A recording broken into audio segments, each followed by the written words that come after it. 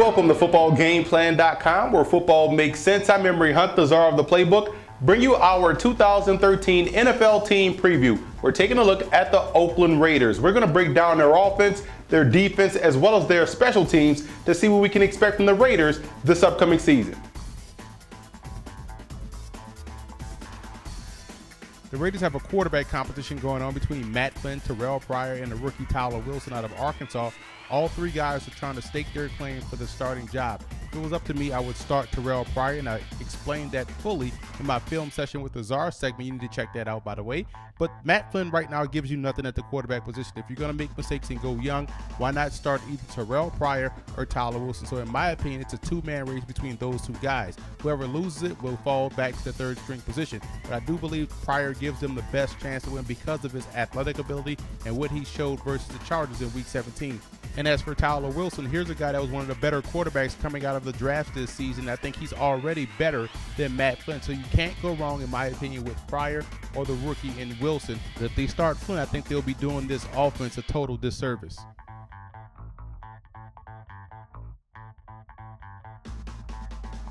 At the running back position, the Raiders have one of the better backs in the league. When healthy, Darren McFadden, he's explosive, he has breakaway speed, and he's a very underrated receiver coming out of the backfield. The problem is he hasn't stayed healthy throughout the course of his career. If he's back there 100%, they will lean on him to get 12 to 1,400 yards this year to help that offense out. Backing him up is where I have a slight concern. They do bring in Rashad Jennings from the Jacksonville Jaguars. He's a solid, dependable guy, but nothing game-breaking, nothing earth-shattering. And they also drafted Latavius Murray out of Central Florida, 6'3", 230 pounds. They're looking for him to be that bruiser inside. So look for Jennings and Murray to compete for carries. But they do have Marcel Reese, who's a jack of all trades for the Oakland Raiders. He can play fullback, he can line up as a tailback, he can even line up wide as a wide receiver. And that's one thing that Reese gives them, is that versatility out of the backfield. It makes him tough to defend because this is the guy that can move all around the formation.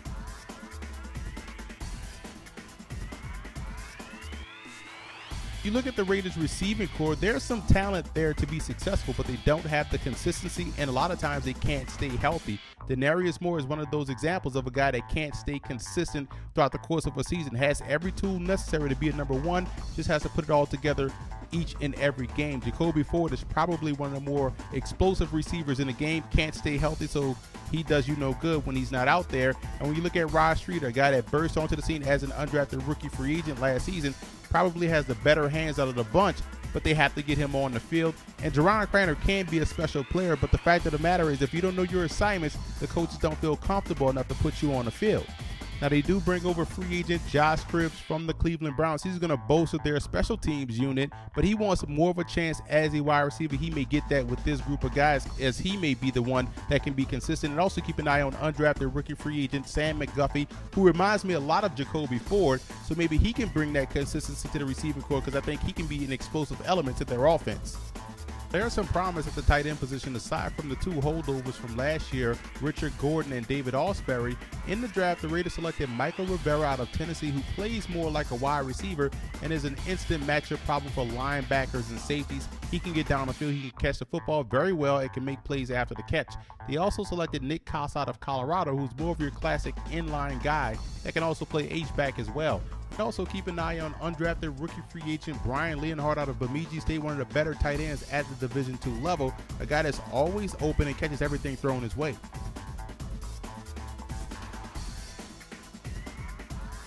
When you look at the Raiders' offensive line, there's three guys that jump out as you as players they can depend on week in, week out. Left tackle Jared Bell here, who's on the cusp of being a perennial Pro Bowl player. The same can be said for second-year center Stefan Wisniewski, who did a fine job in the middle last season, and right tackle Khalid Barnes, who proved his worth when he missed time last year with injury. Guard play is a different story. When you look at last year's third-round pick Tony Bertram, he looks to be ready to go, so I have no questions about that. It's the other guard spot with Mike Breesel, who was signed as a free agent but struggled with injuries and consistency last season. Jason Foster and Lucas Nix are also in the mix, and they could see extended time on the inside. Now, depth on the edges will be held by rookie second-round pick Menelik Watson, whom they drafted this year out of Florida State. The former basketball player is very athletic, and he'll be groomed to eventually take over on the left or right side, so he's going to see a lot of time this season as a swing player.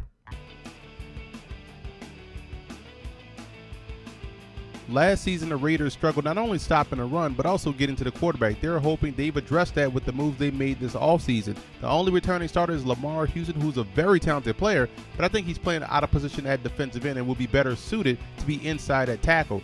At the other end spot, they bring in Jason Hunter from the Denver Broncos, hoping he can provide that pass rush as he'll compete with 13-year vet Andre Carter. But I'm also intrigued by 7th-round draft pick David Boss out of Missouri Western State. He has a spring in his legs to be successful and was highly productive in that role in college. At the defensive tackle spot, 2 newcomers in Pat Sims from the Cincinnati Bengals and Vance Walker from the Atlanta Falcons. I think both guys are an upgrade, as Sims is one of the better run defenders in the league. Walker showed ability last year, albeit in a limited role with the Falcons, and he'll get his chance to start out here in Oakland. They're dependent on 2 6th-round picks to step up and provide quality depth, and as last year's pick Crystal Bilukidi out of Georgia State and this year's 6th-round pick Stacey McGee out of Oklahoma. This unit could honestly make or break this defense. They really need the defensive line play to step up in the worst way.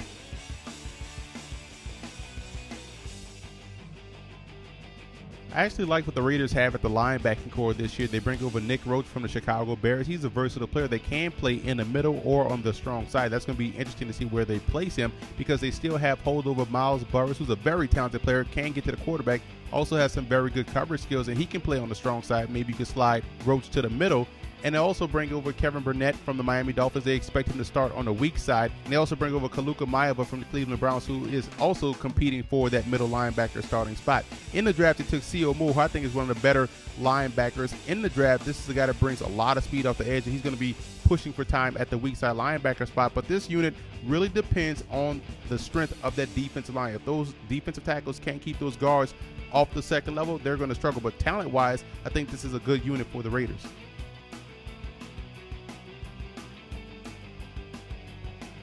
This will be a new look secondary this year for the Oakland Raiders. A lot of talent infused in this position, starting with DJ Hayden, whom they drafted in the 1st round, a guy that's a tremendous player. Hopefully he can return to his pre-injury form that nearly ended his life, but this guy can definitely make plays on the back end. And they also bring in Tracy Porter if he can stay healthy, and that's always a caveat when you're talking about Porter, because as far as his skills are concerned, he has the instincts, he has the ball skills, he just has to stay healthy. And they also bring over Mike Jenkins, who I think is still a very good player coming over from the Dallas Cowboys. And Phillip Adams had himself a very good season last year, not only on special teams, but also in the defensive backfield. So he should push for some time as a nickel spot, competing with Joselio Hansen. But the big news is the fact that the Raiders are bringing back Charles Woodson to start at free safety. And I think that's a good move for them, because at this point of his career, better suited to play free safety or center fielder, where in certain situations he can line up one-on-one on receivers depending on the opponent's personnel. And it also pushes Usama Young to more of a backup role, which I think he's better suited to come in and help in the run defense department, allowing the Raiders to get creative in the secondary.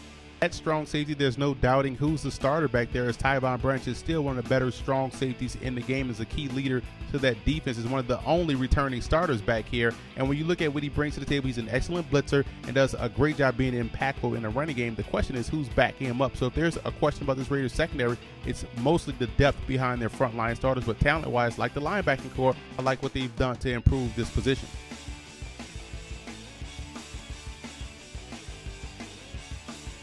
For a while, the Raiders had the luxury of having a very good special teams unit. You can count on that going in each and every game. This year, they're going to look a little different, but I still think they can replicate that production. Sebastian Janikowski at the kicker position had quietly one of his better seasons last year, hitting on 91% of his kicks. Gone is punter Shane Leckler, who's one of the best punters in NFL history. In comes Chris Cluey, a guy that's very good in his own right, so I think that's an upgrade right there as far as youth is concerned. And the coverage units, I think, will have a new look. Bobby April is one of the better special teams coaches in the game, and you have one of the better special teams aces with the speed of Tywan Jones going down there covering kicks and punts, and he can also help you out as a returner, as well as Phillip Adams and even Jacoby Ford. So I think the Raiders special teams once again will be fine in 2013. Let's take a look at what the Raiders have on the roster. Number one, a very solid running game with both Darren McFadden and Marcel Reese. Both guys, in my opinion, can get the job done.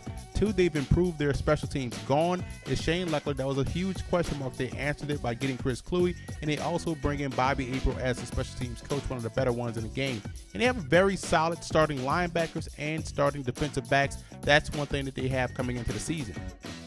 Now let's take a look at what the Raiders lack. Number one, depth at every position. That's the biggest concern coming into the season. They can't afford any injuries to their frontline starters.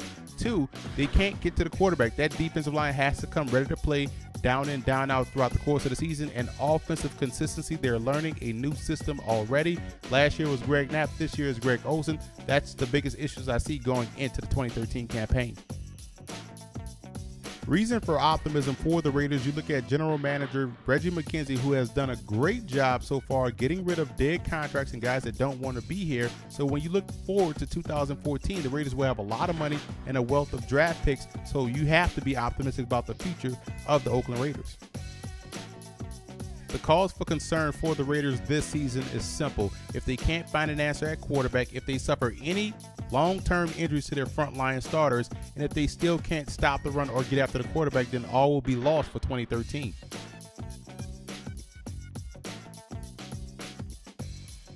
The road to the Super Bowl for the Raiders goes like this. Number one, get hot at the right time, which is all 16 games. You got to be consistent if you want to get to the big game. So if the Raiders start the season hot, they got to play throughout the season hot. They got to finish the season hot. Number two, offensive consistency. If they can get it going early on in the season, develop that rhythm, they could be a dangerous team moving forward. Number three, defensive line improvement. They got to be able to stop the run as well as get after the quarterback if they want to find themselves in East Rutherford in February.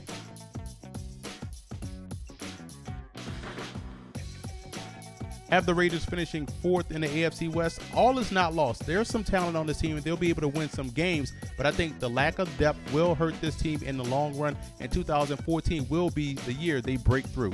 And I also want to give a huge shout out to Raider fan forums for always showing football game plan support.